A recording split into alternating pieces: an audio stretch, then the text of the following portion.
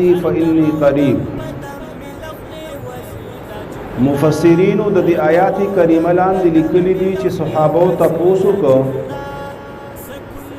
چې آیا زموږ رب نږدې دی فنناجي چې موږ وسره مناجات وکړو موږ وسره په مزه مزه خبرې وکړو موږ ته دعاګانې په قلار وغواړو ام بعید فننادي یا زموږ رب لري دی چې موږ چغې ووهو نو د دې په جواب کې رب العالمین د آیات کریمه را نازل کړ او وی فرمایل و اذا سألك عبادی رب کریم فرمایي وی کستان اے محبوب تپوس کئی عبادی زما بندگان عنی زما پبارک رب العالمین فرمائی فإنی قریب وزن ازدیما اجیب دعوت الداع اذا دعان وز اورم ز قبلوما دعا د دعا کون کی بلنا د بلن والا چې کلم ما ته आवाज وکي او کلم زمانہ دعا وغواړي فلیستجیبوا لی نو زما اجابت دیو کی زما اجابت مقصد دا چې عبادت دی خاص کی الله تعالی دعا دی یو الله نه وغواړي وليؤمنوا بی او ایمان او یقین دی په ما باندې راوړي لعلهم يرشدون دې د پاره چې رب العالمین د هدایت او کی رشد ورته کی هغه د هدایت لاره او حق لاره ورتخکار کی بل مقام کی رب العالمین فرمائی وقال ربکم ادعونی استجب لکم ویلی دی رب تاسو چې تاسو دعاګانې غواړئ زمانہ ز دعاګانې قبلوم تاسو ته او ورپسې رب کریم فرمائی ان الذين يستكبرون عن عبادتي یقینا هغه کسان چې ځان لوی ګڼي تکبر کوي عبادتي د عبادت زمانہ العبادتي مراد دلت الدعاء دا دعا نه غواړي زمانہ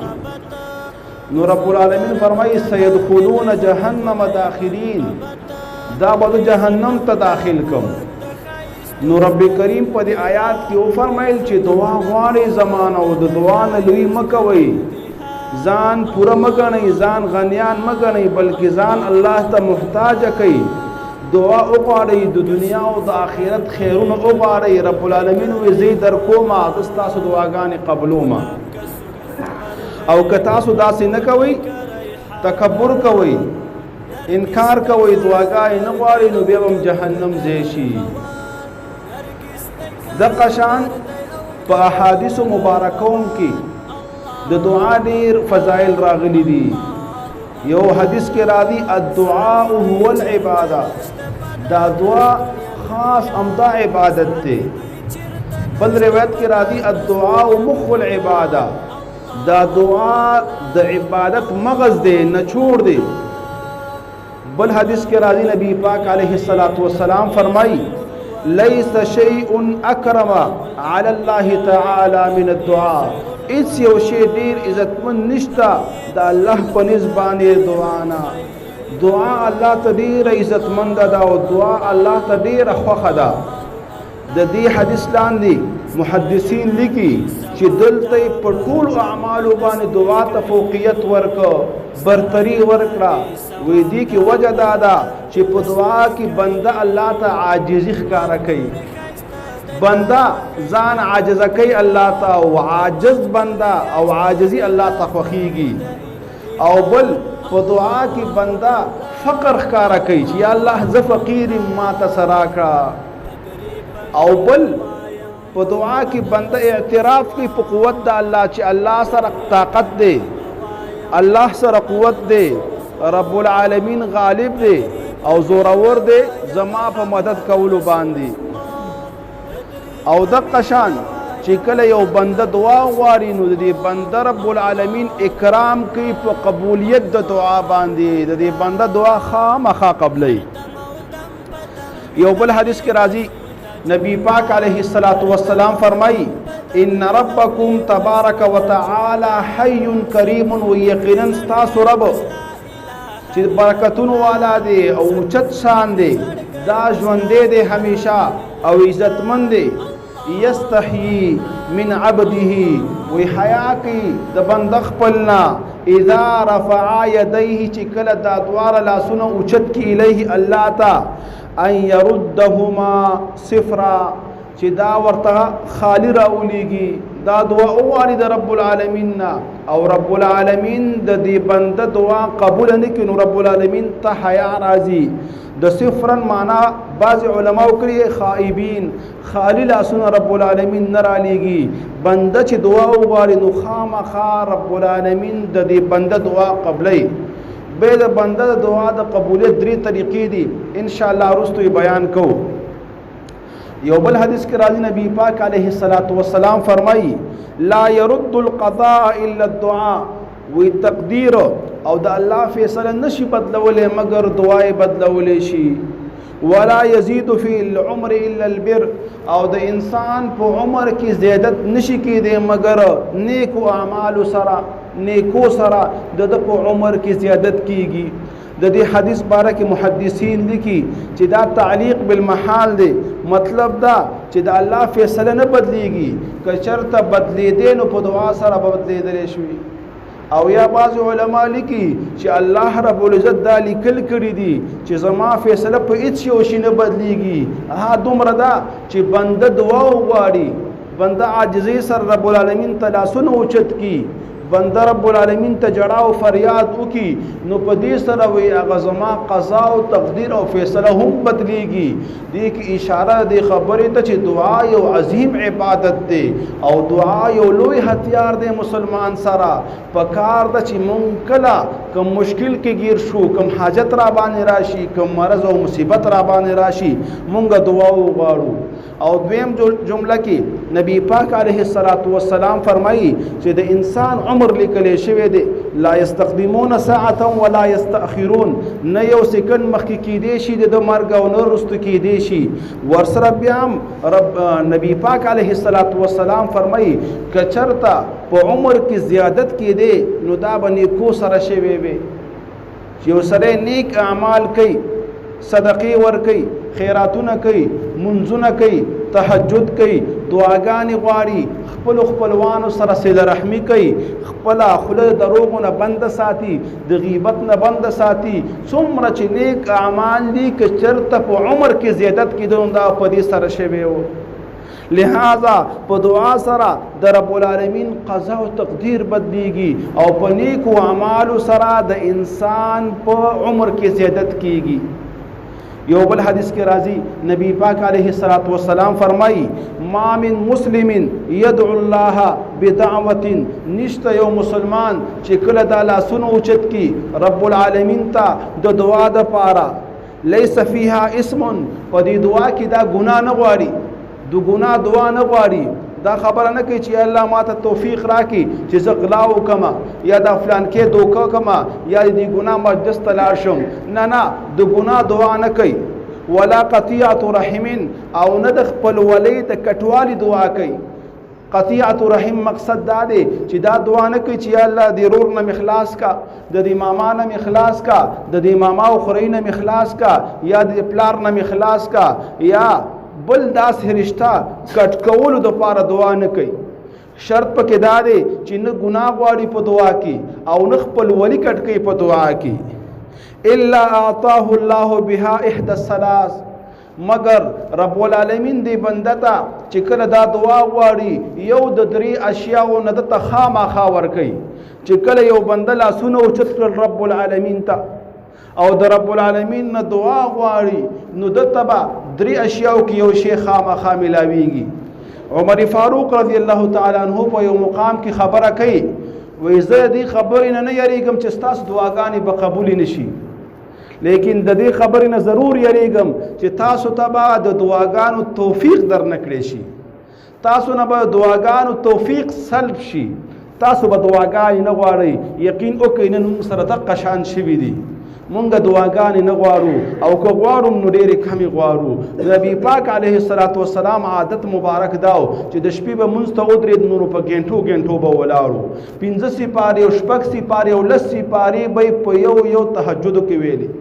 او به چې دعا غوښتله نو بیا به ګنټو ګنټو باندې دعاګانې هم غوښتلې. نو موږ او تاسو ته پکار دي چې د رب نه دعا وغواړو چې کله مو ته توفیق د دعا میلاو شو، رب تم لاسونه اوچت کړل، نو رب العالمین زما او ستا دعا خامخا قبلې، زما او ستا لاسونه خالی بیا نه پرېږدي. نو نبی پاک علیه السلام په دې حدیث مبارکه کې او فرمایله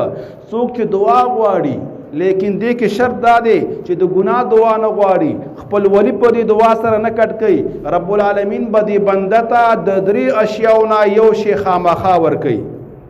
اما ان تعجل له دعوته، یا خوبا د دې بنده دا دعا فورا قبول کی او بنده چې سغواړي رب العالمین به هغه شی دې بنده ته ورکي. او کچرته داسې ونشي و اما ان يدخرها له في الاخره، یا به ورته ذخیره کی، دا به ورته پریدي اخرت ته پاره او د دې بدله په اخرت کې ورکی. یو حدیث کې مرضی وی بنده به په اخرت کې بعضی نیکی بدلی وګوري، ثوابونه او اجرونه به وګوري. دا رب العالمین تعرض کی چې یا الله دا نیک اعمال خو ما دومره ډیر نه دي کړی چې دا څومره ثوابونه ماته ملاو شوي دي او دا اجرونه او دا بدلی ماته د کم نیک عمل بدله کې ملاو شوي. و رب العالمین به تو فرمایي په واسطه د فرشتو چې بنده په دنیا کې تا دعا غوښتې وه او دعا ما ستا هلته قبوله کړې نه وه، هغه مې درته آخرت ته ساتلې وه. وایي دا بنده به ارمان وکړي چې کاش په دنیا کې زما یوه دعا هم نه وي قبوله شوې، دا دومره لوی اجر ماته میلاو شو، دا دومره عظیمه فایده ماته میلاو شوه. او په هغه وخت کې چې یوه نیکۍ دپاره به انسان ډېر زیات محتاجه کېږي او یوه نیکۍ ته به انسان ډېر زیات خوشحاله کېږي او د یوې نیکۍ د حفاظت او د هغې کوشش به کوي. لکه په صورت عبس کې رب العالمین فرمایي یوم یفر المرء من اخیه و امه، وی په کومه ورځ باندې به چې رور د رور نه تښتي، خاون به د ښځې نه تښتي، پلار به د بچي نه تښتي، بچی به د پلار نه تښتي. امام ابن کثیر دلته لیکي چې په دغه ورځ به دا خوږې رشتې د یو بل نه ولې بیزاره شي، یو بل نه به ولې تښتي. نو یو تفسیر او یو توجیه بعضی مفسرینو دلته دا کړې ده، وی دا زما رشته، زما رور یا زما پلار یا زما بچی یا زما خل زما نه چېرته نیکۍ ونه غواړي، نو یوه نیکۍ ته به دا بنده محتاج وي. نن چې موږ په دنیا کې دعا غواړو نو په دعاګانو باندې رب العالمین موږ ته ډېر څه راکوي، لیکن موږ تاسو ته پکار دي چې موږ دعاګانې وغواړو. یو ځل نبی پاک علیه السلام مونځ وکړ، چې کله یې مونځ وکړ یو صحابي هغه فوراً پاڅېد د سلام نه پس. عمر فاروق رضی الله تعالی عنه په دې موقع کې ناست و، وایي هغه د جامو نه راښ کړ، غصه شو ورته. نبی پاک علیه السلام مخ مبارک ورواړه، وایي څه مسله ده؟ وایي دقه شان دا ډارې اوچت شو. نبی علیه السلام ډېر سخت خفه شو، بیا ورته غصه شو، وایي چې مخکني قومونه په دې باندې هلاک شوي دي چې هغوی به عبادت نه ځان خلاصاوه او بیا به ځان فارغاوه، نه چې عبادت وکړي بیا دعا وغواړه، ذکر اذکار وکړه، رب العالمین ته ځان محتاجه کړه، عاجزي وکړه. ستا به ډېر ضروريات وي، که د دنیا ضرورتونه دې نه وي نو د آخرت ضرورتونه خو دې ډېر دي. آخرت کې خو ثوابونو ته محتاجي، آخرت کې خو د الله د عذاب د پناهۍ ته خو محتاجي چې الله د عذاب نه پناه راکړي. د قبر عذاب دی، د پل صراط باندې تلل دي، محشر کې ودرېدل دي، دا ټولې سختۍ مو تا ته روان دي. نو لهذا چې مونځ وکړو بیا به اذکار کوو، اذکارو نه پس دعاګانې وغواړئ. هر یو کس ځان ته اوږدي رب العالمین د بنده دعا نه ضایع کوي او واپس کوي نه. او دریم خبره نبی پاک علیه السلام او فرمایله و اما ان یصرف عنه من سوء مثلها، کچرتا دا دو اولنی ونشو، دعایم قبول نشوا، آخرت تم پاتې نشو، نبی پاک علیه السلام فرمایي چې دریم کار دا چې د باندې به یو مصیبت را روان وي، د باندې به یو ناګهاني آفت را روان وي، د باندې به یو پریشانی را روان وي، د باندې به یو غم را روان وي. د دغه دعا په سبب پر رب العالمین د دغه هغه مصیبت او پریشانی او هغه مرض دفع کړي او لرې کړي. دا څومره د خوش قسمتۍ خبره ده، ډېره زیاته د خوش قسمتۍ خبره ده. نو موږ او تاسو ته پکار چې موږ د الله نه دعا وغواړو. بل حدیث پاک دی، نبی پاک علیه السلام فرمایي انه من لم يسأل الله تعالی یغضب علیه، کوم بنده چې د الله نه دعاګانې نه غواړي نو الله هغه ته غوسه کېږي، رب کریم د هغه نه خفه کېږي. لہذا موږ او تاسو ته پکار دي چې موږ ډېر دعاګانې وغواړو او په هر مقام کې دعا وغواړو. یو حدیث دی ابو هريره رضی الله تعالی عنہ دا غیر راوی دی هغه فرمای عاجز الناس وې د ټولنا عاجز سره من عجز عن الدعاء چې هغه عاجز پاتې شي د دعا نه د ټولنا غریب سره د ټولنا فقیر سره د ټولنا بیکار سره هغه کس ته چې هغه دعا نه غواړي د الله نه وابخل الناس او بل حدیث کې راځي او د ټولنا بخیل ترين سره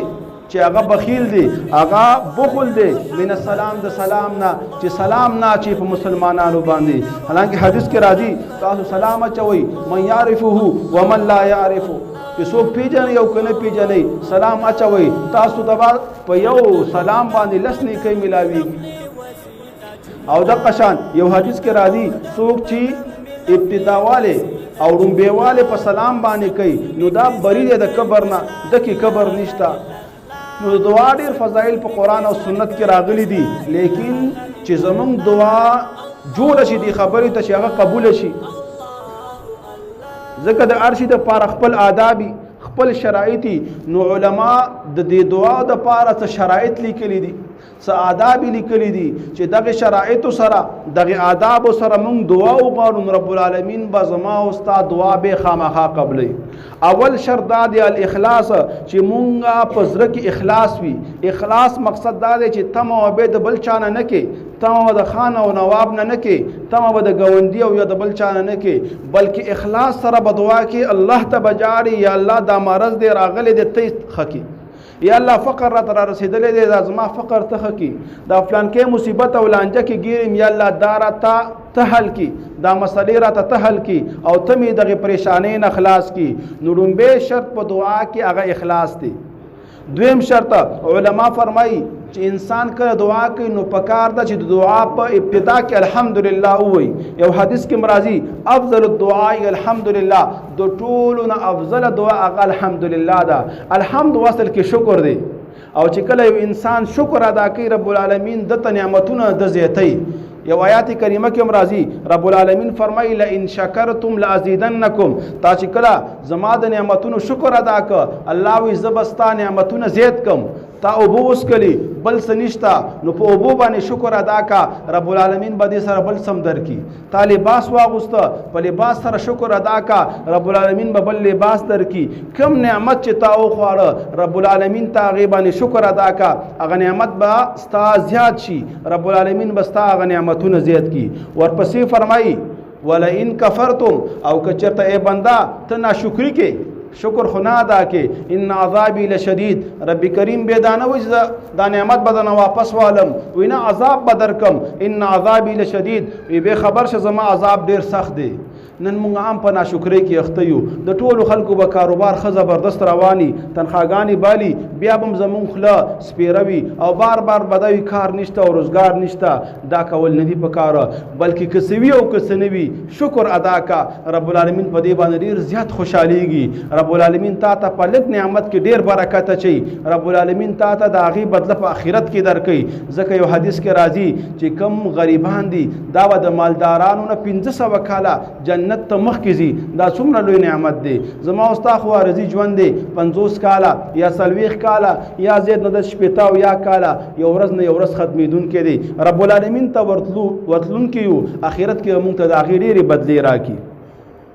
او دریم شرط بعض علما دا فرمایي درود شریف ویل دی په نبی پاک علیه الصلاۃ والسلام باندې حدیث پاک کې راځي چې کله یو بندا دعا غواړي او دعا نه مخکې او وروسته دا درود وایي په نبی پاک علیه الصلاۃ والسلام باندې اللهم صل علی محمد دای اولستله وای دا دعا درودونه مخکې او وروسته د دعا د لپاره جناحان دو وزر شي په دې وزر سره رب العالمین دربار ته دازي او د دې بندا دعا قبليږي نو پکار دا چې کله موږ دعا غواړو اولم درود شریف ویو او چې کله دعا وغواړو دعا ختم کو بیا هم درود شریف وایو نو دعا به زموږ رب العالمین خامخا قبلې دریم شرط الجزم دی جزم نه مراد یقین دی دا با دعا چې کې یقین سره به کې چې الله دا شی او ما ته خامخا راکې او زړه کې به یقین چې دا شی او ما ته الله یقین راکې ځکه حدیث قدسی دی رب العالمین فرمایي نبی پاک علیه الصلاۃ والسلام وایي انا عند ظن عبدي بي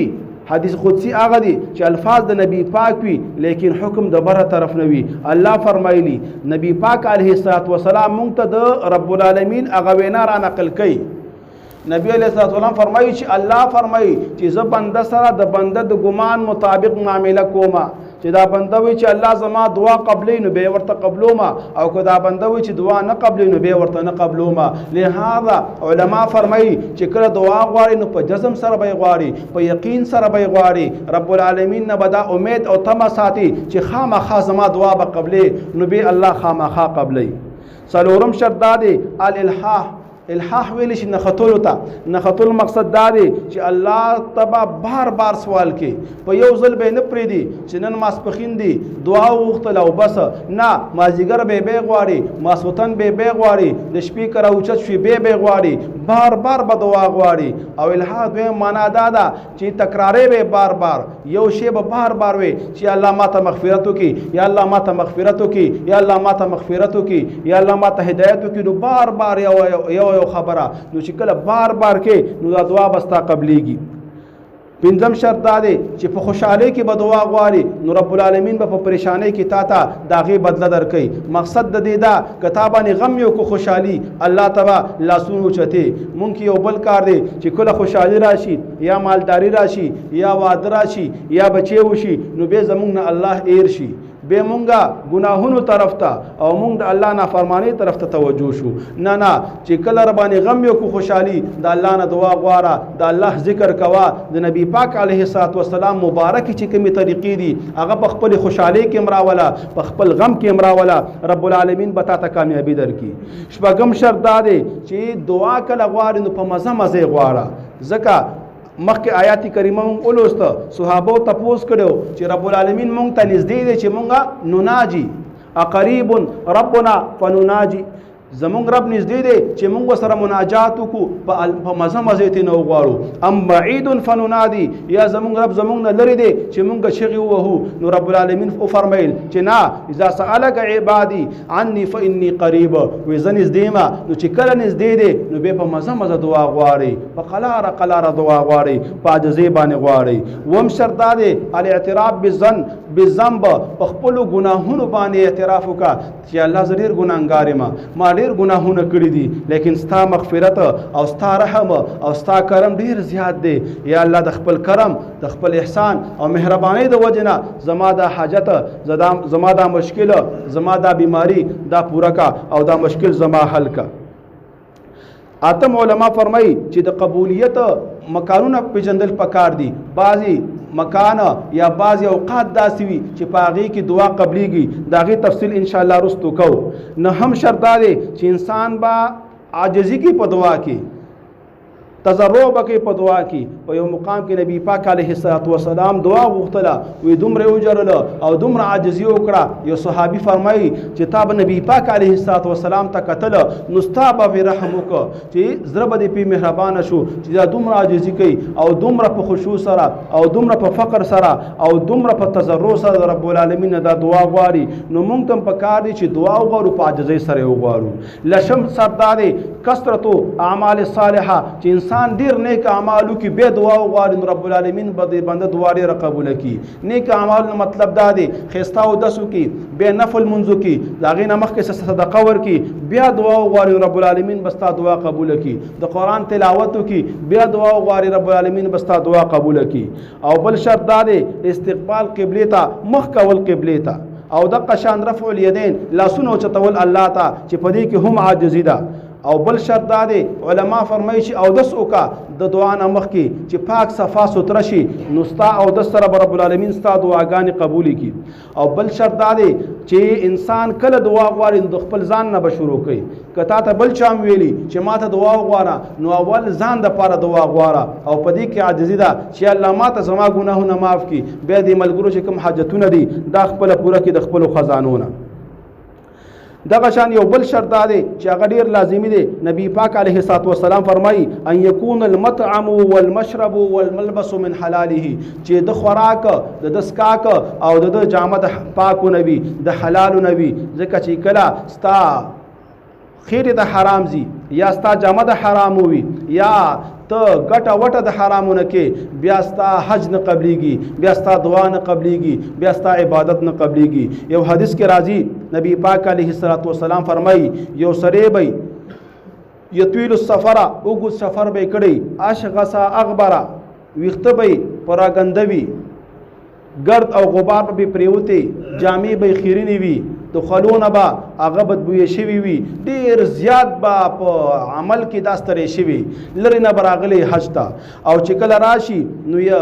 یمدو یدیه الی السما، دواړه لاسونه به اسمان ته اوچت کي او دا دعا به غواړي چې یا رب یا رب یا الله زما دا حاجت پوره کړي، زما دا دعا قبوله کړي. نبی پاک علیه الصلاۃ والسلام فرمایي ومطعمه حرام، د خوراک به د حرامو نه وي، ومشربه حرام، د څښاک به د حرامو نه وي، وملبسه حرام، د لباس به د حرامو نه وي، وغذي بالحرام، د چې کومه باډي جوړه شوې ده د غوښې جوړې شوې دي دا غټ شوی دی په حرامو باندې غټ شوی دی. فانا یستجاب له، نو دې بنده ته به د کوم ځای نه دعا قبوله شي. یو بل حدیث کې راځي که یو انسان یون مړی حرام وخوري د 40 ورځې عبادت نه قبلیږي. بل حدیث پاک دی چې انسان په لس اشرفی باندې یو جامه والی او یو روپۍ پاغه کې حرام ده، د لباس سره د منځ نه قبلیږي، د یو عبادت هم نه قبلیږي. د دغه وجنه رب العالمین اول حکم خپل انبیاء ته دا کوي یا ایها الرسل کلوا من الطیبات، وی انبیاء پاک خوري. چې کله انسان پاکخور شي د عبادتونه قبلیږي، چې کله پاکخور شي الله سره تعلق کیږي، چې کله پاکخور شي د ټول عبادتونه دعاګانې ذکر اسکار تلاوات صدقې د ارڅ قبلیږي. نور کته حرام خوري او په حرام د ګټه کړي به ستا عبادت نه قبلیږي. دغه وجنه بعض علما فرمایي که حرام پیسې دی راواخستله او د الله رضا د پاره دی ورکړه نو هغه نه قبلیږي. وې د حسن بصری نه چاته پوسو که زه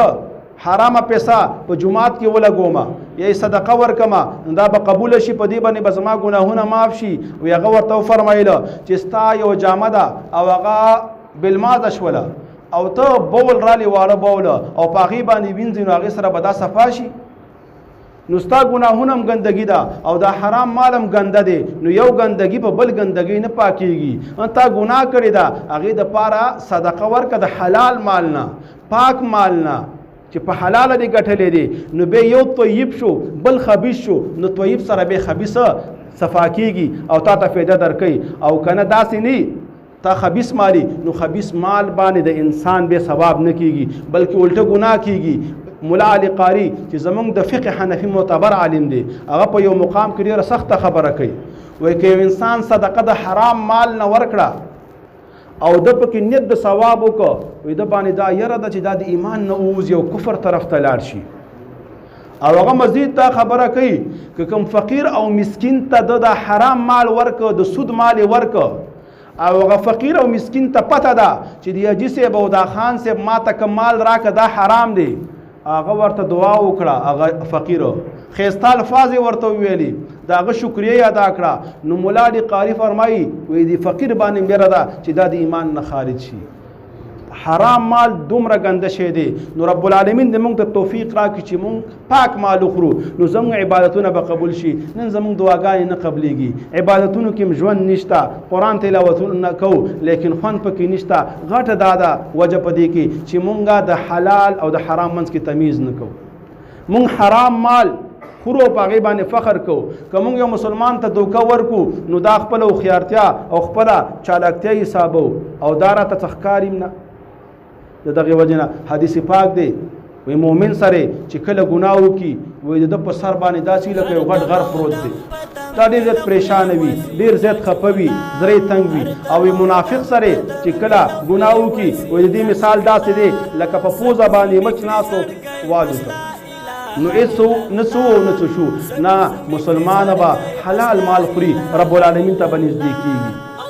آخري شرط دا دی، ټیم پوره شوی دی، یو 2 منټه د نالمه دا به دعا کوي په حضور قلبي سره، زړه به حاضر وي. حدیث پاک دی نبی پاک علیه الصلاۃ والسلام فرمایي چې الله پاک د غافل سړي دعا نه قبلوي. غافل سړی هغه دی چې رو جماعتي کې خناس دی، لاسونه اوچت کړي دي او سوچ په ترکاینو کې ګرځي. هلکه وایي دا کجوري دی خوا کې ده او پکوړې اخوا کې ده نه ورکه ده الله ته د لاسونو اوچت کړي دي عظیم ذات دی لوی مرتبه والا دی اخو عظیم بادشاه دی ته د یو بادشاه ملاقات ته لاړ شه اول ته په دروازو کې یا په خوراکونو کې ته نظر بندوه نو بادشاه به وایي دا څومره کمعقل سړی دی نو موږ عظیم بادشاه ته لاسونه اوچت کړي دي او بیا موږ پکوړو ته ګورو موږ سالنو ته ګورو او چاته وایو چې اخوا شه او چاته وایو دې خوا شه یا په جومات کې د لاسونه اوچت کړي دي او ته پکې پکې شماري یا ټیلونه شماري یا ټیلونو ته ګوري یا دعا کې او سوچ دې په کور کې وي نو الله رب العزت د غافل بنده او د غافل زړه والا دعا نه قبلوي او اخیره کې د ټولو نه بهتره خبره دا ده چې کله دعا غواړئ نو عامه دعا غواړئ عامه دعا غواړئ حدیث پاک کې راځي وی بخیل سره هغه دی چې هغه په دعا کې بخل کې مخکې مې درته ویلي په دې کې بغیر فایده دا وشي علما فرمایي چې کله ته عام مسلمانانو ته دعا غواړي او لاسونه دې اوچت کړل چې یا الله ما ته مغفرت وکړي او ټولو مسلمانانو ته مغفرت وکړي که هغه مړه دي او که ژوندي دي که تیر شوي دي او که را روان دي نو حدیث پاک دی چې د دې هر بنده په سر به تا ته یوه نیکي ولیکلی شي څومره مسلمانان په دې دنیا کې نن ژوندي دي څومره وفات شوي دي څومره تیر شوي دي او بیا څومره را روان دي دا څومره عظیم مقدار شو نو موږ ته به رب العالمین د هر بنده په سر باندې یوه نیکي لیکي لهذا چې کله دعا کوئ نو دعا عام مسلمانانو ته کوئ مړو ته هم کوئ ژوندو ته هم کوئ انسانانو ته هم کوئ او دقه شان ښځو او سړو دواړو ته یې کوئ تیر شوو ته هم کوئ او را روانو ته هم کوئ بیت اوقات داسې دي چې په هغې کې دعا قبلیږي دوه پکې ویمه چې دا متعلق دي د روژې سره یو لیلة القدر په شپې باندې څوک دعا وغواړي الله یې قبلوي او دویم حدیث پاک دی چې څوک دعا وغواړي د روژه ماتي په وخت کې هغې قبلیږي او دریم چې د پښمني په وخت کې څوک پورته شو او دعا یې وغوښته رب العالمین د هغې دعا قبلوي او پښتنو به پخوا یو خبره کوله وایي د کم مصیبت او د لانجې په منځ کې چې شپه د هغې نه مه یېرېږه د هغې دا خبره نه وه چې د شپې به خوب وکړمه نه د شپې به الله ته راوچت شمه د الله نه به سوال وکړمه د الله ته به خپل حاجت پیش کړم رب العالمین به زما مشکل حل کړي او یو حدیث هم دی رب العالمین فرمایي چې رب العالمین د دنیا اسمان ته راکوشي په دې اخري حصې د شپې کې او رب العالمین اعلان کوي نبی پاک علیه السلام فرمایي چې څوک شته حاجتمند چې حاجت زما نه وغواړي چې زه ورته حاجت پوره کړم څوک شته کم حاجت غوښتونکی چې کم حاجت زما نه وغواړي چې هغه ته زه حاجت ورکړم حاجت یې قبول کړم هغه مسله یې حل کړم نو موږ او تاسو ته پکار دي چې موږ دعاګانې وغواړو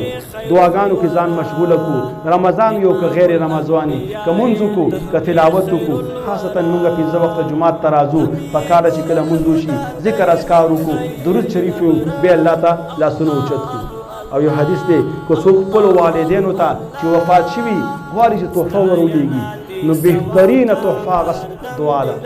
خپل والدین چې زما او ستا دپاره ډېر محنتونه کړي دي ما ورته یې په ډېر مشقت او په تکلیف باندې لوی کړي وو اوس دور خو لږ اسانتیا شوه د مشرانو نه که تپوس وکړي او دېرش څلوېښت کاله مخکې لږ سوچ یوسئ نو ډېر تکلیف دې مشرانو تېر کړی نو خپلو مشرانو ته دعاګانې ورکول پکار دي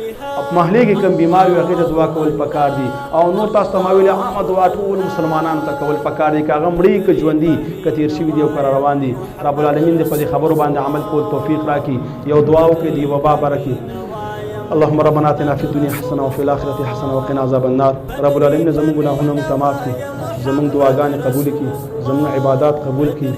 الہ العالمین دا کوم وبا او دا کوم مصیبت او دا کرونا وایرس راغلی یا الله دا د امت مسلمانو لرې کړي رب العالمین دا بیماری او دا کرونا وایرس د امت مسلمه دپاره د مغفرت سبب وګرځي چې په دې سبب یې ګناهونه مات شي یا الله د کافرو دپاره د هدایت سبب وګرځي یا الله کوم ملګري چې دین وفات شوي یا الله هغوی ته مغفرت وکړي کوم ملګري چې بیماران وي په دې مرض باندې